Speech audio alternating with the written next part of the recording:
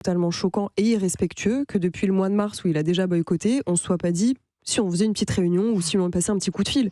Je trouve que c'est aberrant. Voilà. Et s'il n'y a pas les affaires de la FFF qui sortent là, je pense que Noël Le Graët reste sur sa ligne en disant non, c'est comme ça et c'est pas autrement. En fait, on a le droit de discuter dans la vie, comme dans tous les métiers, on a le droit de discuter, de faire évoluer les choses, de faire changer les choses. Vous parliez de sport d'équipe. Oui, il y a toujours des leaders dans un sport d'équipe, même dans le football. Il y a toujours des personnes qui sont inspirantes. Je dis pas que la manière de faire est forcément incroyable, mais je trouve que c'est louable. Au début, il le fait pour lui. Après, ça devient le porte-parole de l'équipe et des cadres. Certes, il le fait pour lui, pour ses valeurs. Moi, je trouve que c'est super. On nous dit aujourd'hui de faire attention aux réseaux sociaux, de faire attention à notre image, de faire attention à ce qu'on dit, de faire attention à ce qu'on mange, de faire attention à tout. Lui, il veut faire attention, il veut maîtriser sa communication de A à Z. Et on lui dit, en fait, là, non. Une fois que tu es chez les Bleus, c'est plus toi qui choisis. Pour un sportif comme ça, moi, je trouve que c'est bizarre. Et on a d'autres sportifs, alors c'est pas un sport d'équipe, c'est un sport individuel, entre guillemets. Lewis Hamilton, quand le Covid commence et qu'il y a le pic de l'épidémie, il y a le Grand Prix d'Australie, on demande à tous les coureurs, est-ce que vous trouvez que c'est super et tout ? Oui, on va faire une super course. Et lui, on lui dit, je trouve ça aberrant qu'on soit là. Résultat, in extremis, pas de Grand Prix. Aucun autre coureur ne l'a fait. Lui, il a pu se permettre de le faire parce qu'il a gagné 7 titres de champion du monde. Évidemment, c'est pas la même chose. Lui, il s'en fiche des sponsors. Lui, il s'en fiche de limite de l'argent. Ce qu'il voit, c'est j'ai pas envie de courir parce qu'il y a une épidémie. Je fais un parallèle qui est peut-être éloigné. Non, mais parce que finalement, Kylian Mbappé, il a cette force-là aussi. Il a pas envie d'associer son image à de la malbouffe. Franchement, pour un sportif de haut niveau, je ne trouve pas ça très choquant. Voilà, on a eu Cristiano Ronaldo qui a enlevé le coca, les boissons sucrées. Oui, pourquoi vous mettez du soda ? On le voit, vous avez vu le nombre d'abdos qu'il a, on ne sait même plus les compter. Il boit que de l'eau, on le sait. Donc, je trouve ça totalement logique.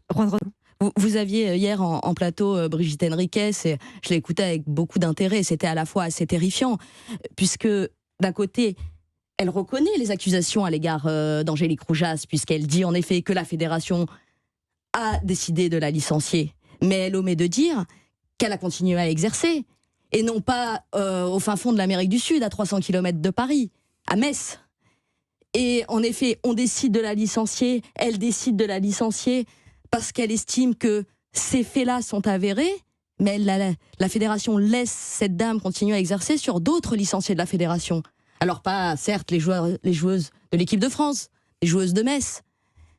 Et c'est assez terrifiant parce que dans la même argumentation, elle va dire « Ah oui, vous savez, c'est dur de parler. Moi, j'ai pris, en tant qu'ambassadrice de la fédération, une personne exceptionnelle, Catherine Moyon-Debec, qui avait été victime et confirmée au tribunal d'harcèlement sexuel. Et elle a été bannie du sport français. C'est elle qui le dit, c'est pas moi. Donc si on résume, on a quelqu'un qui est coupable aux yeux de la fédération d'actes d'harcèlement, qui est toujours en poste et qui continue d'exercer, et une victime qui a été bannie du monde sportif parce qu'elle a parlé. Et on dit qu'il n'y a pas d'omerta. On pense que la solution va se régler en coupant la tête d'un seul homme. Je pense que le problème, il est bien plus profond. Et ça me met en colère. Mais est-ce que quelqu'un s'y intéresse encore ? Personnellement, moi non. Alors si vous non, personne quoi. C'est vrai que c'est effrayant quoi. C'est quand même, je suis passionné de tennis depuis que je suis né et j'avoue que depuis cette réforme qu'ils ont mis en place il y a 3 ans maintenant, j'ai complètement lâché cette histoire. Je ne comprends pas, je ne vois pas où est-ce qu'ils veulent aller, je ne vois pas quelles sont les améliorations, je ne vois pas ce que ça engendre de mieux par rapport à ce qui était avant, je ne vois pas où est-ce qu'ils gagnent de l'argent, je ne vois pas le public, je ne vois pas de ferveur, je ne vois pas de grands joueurs, puisqu'ils avaient fait ça pour avoir des grands joueurs. Oui, à la base c'était pour ça, pour faire venir les grands joueurs. Parce que sinon, s'il n'y a pas de grands joueurs, bah oui, parce qu'il n'y a pas de grands joueurs, les gens ne s'y intéressent pas, mais on ne comprend absolument pas que l'essence même du jeu, du tennis, quand on a joué au tennis dans des clubs, amateur, c'était ça, c'était les rencontres par équipe qui nous faisaient lever le dimanche matin pour aller jouer entre potes, pour aller jouer dans une autre ville ou un autre village. Et là, oui, il y avait de l'ambiance, c'était ça la Coupe Davis. Ça a toujours été ça la Coupe Davis. Et ben maintenant, moi j'appelle ça la Piquet Cup. J'avoue que j'ai un petit souci quand même avec tout ça. Hein. C'est très très beau, j'adore, c'est très bien. Il y a Djokovic, il y a Nadal, il y a Murray, il y a tout le monde. Mais on connaît Roger. Vous n'avez pas la communion là comme ça ? Si, c'est très bien, mais on est en train de faire des choses qui sont dangereuses pour ce sport, pour le tennis. C'est-à-dire, on a d'un côté, on a parlé de la Coupe Davis, où il y a une guéguerre entre cette fédération internationale de tennis et l'ATP Tour.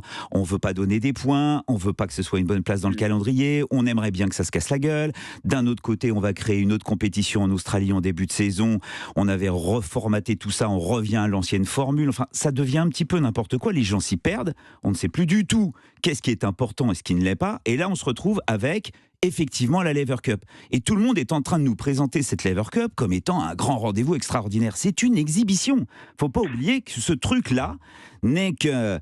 C'est du marketing, quoi. C'est Roger Federer a voulu faire quelque chose d'extraordinaire avec 2 équipes, façon Ryder Cup, façon golf, qui se trouvent grâce à lui, parce que c'est Roger Federer. Hein, ce serait Bautista Agut qui voudrait faire une compétition en plein milieu du calendrier. Je peux dire qu'il n'aurait pas l'autorisation. Mais Federer, lui, il l'a. Donc tout d'un coup, on se retrouve avec une exhibition qui, pour moi, devrait être un cadeau de Noël, qu'on devrait mettre en décembre, tranquille, le plus beau truc, avec un nœud rose. On aurait tous les plus beaux joueurs et on comprendrait que ce serait une exhibition. Laisser se reposer un peu à Noël aussi, quand même. Non, mais ne vous inquiétez pas, qu'ils partent tous en exhibition à Noël, à travers la planète, au Mexique, avec des millions de dollars pour justement aller faire les guignols sur un court de tennis. Là, ils font pas les guignols, parce que tout ça est organisé.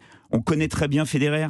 Il organise son calendrier 3 ans à l'avance. Donc oui, d'accord, il est blessé. Oui, d'accord, il avait mal au genou. On ne savait pas s'il allait revenir. Mais hésiter entre le tournoi de balles où il est né, où il a été ramasseur de balles, c'est sa ville natale, où tout le monde l'attend, et préférer à la place la Lever Cup, qui normalement est une compétition qui devait également, comme la Coupe Davis, aller dans les pays où le tennis n'est pas trop vécu par la population locale.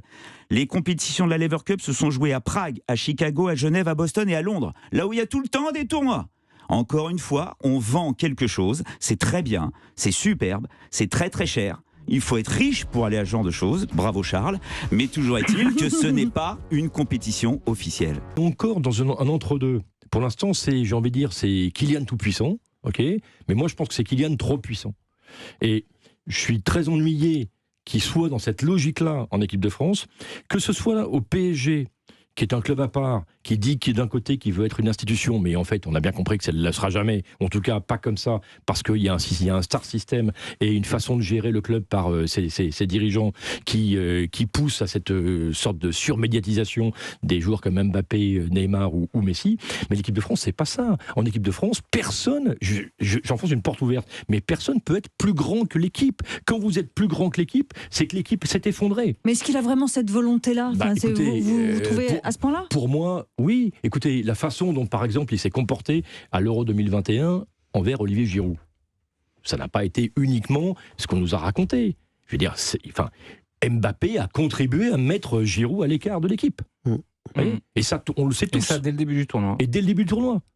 Pogba a fini. Voilà, on le sait absolument tous. Et pour moi, le problème de ce jeune joueur qui est hyper doué, tout ce que vous voulez, qui maintenant est au rang de star mondial, c'est que le président de la République, quelque part, a faussé les cartes. Ouais. Quand vous avez quelqu'un qui s'appelle Emmanuel Macron, qui appelle un joueur, en tout cas c'est comme ça qu'il nous l'a raconté lui-même, pour lui dire « Non, Kylian, tu peux pas partir, j'ai trop besoin de toi, le pays a besoin de toi, il faut que tu restes au PSG », malheureusement, je crois que lui-même y croit, et que lui-même, aujourd'hui, conçoit toutes ses actions dans cette logique-là, d'un joueur qui est au-dessus de la mêlée. Quoi qu'il en dise, ce que l'on voit, c'est ça.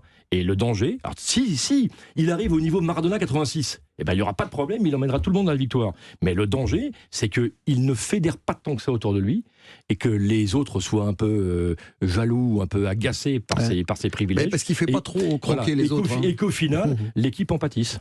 Et Didier Deschamps, il est seul là, Javier Prieto Santos. Didier Deschamps, il est seul et surtout dans le déni. Parce que pour l'instant, c'est quelques apparitions médiatiques, ça a été...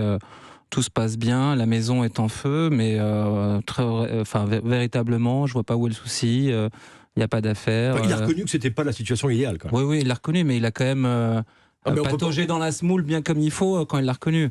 Donc il n'est pas si à l'aise que ça. Généralement, c'est quelqu'un qui manie très bien la langue de bois. Là, c'était pas une langue de bois, c'était 3 km de langue de bois. Et récemment, je crois que c'était dans Téléfoot, il a ressorti la même soupe en disant que oui, tout allait bien. Alors effectivement, c'est pas la meilleure préparation possible. Mais quelque part, moi, quand j'entends ça, je me dis mais il est dans le déni complet. Tout va bien, là, la maison est en train de brûler, mais tout va bien. Donc là, pour moi, il y a un souci. Il faut crever l'abcès. Soit il faut qu'il parle à Le Graët, soit il faut qu'il rende public, soit il... Alors je veux bien qu'il soit loyal à Noël Le Graët, parce que ce sont deux hommes qui sont amis dans la vie, j'imagine.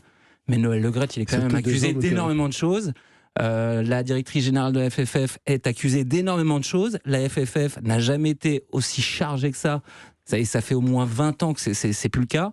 Franchement, c'est une maison en train d'imploser, mais tout va bien. Moi, c'est un discours qui me gêne. Et je vous trouve vachement optimiste parce que, comme tu l'as dit, si les fondations sont pas bonnes, il y a un délitement et à un moment donné, ça va s'effondrer. Tu trouves que j'étais optimiste, Ravière? Moi, non, mais je vous trouve, oui, on a des meilleurs joueurs au meilleur poste. Oui. On a les meilleurs joueurs au meilleur poste. Non, mais moi, je perds. Griezmann est remplaçant, Pogba il est blessé, Benzema est blessé, Coman est blessé, Hernandez est blessé. On a appelé Truffert et avant ça on a appelé Digne. Et je veux bien qu'on ait les meilleurs joueurs au meilleur poste, mais quel schéma que va adopter Deschamps? Ça fait des mois qu'on en parle. Le schéma il n'est pas défini. Les dernières prestations de l'équipe de France.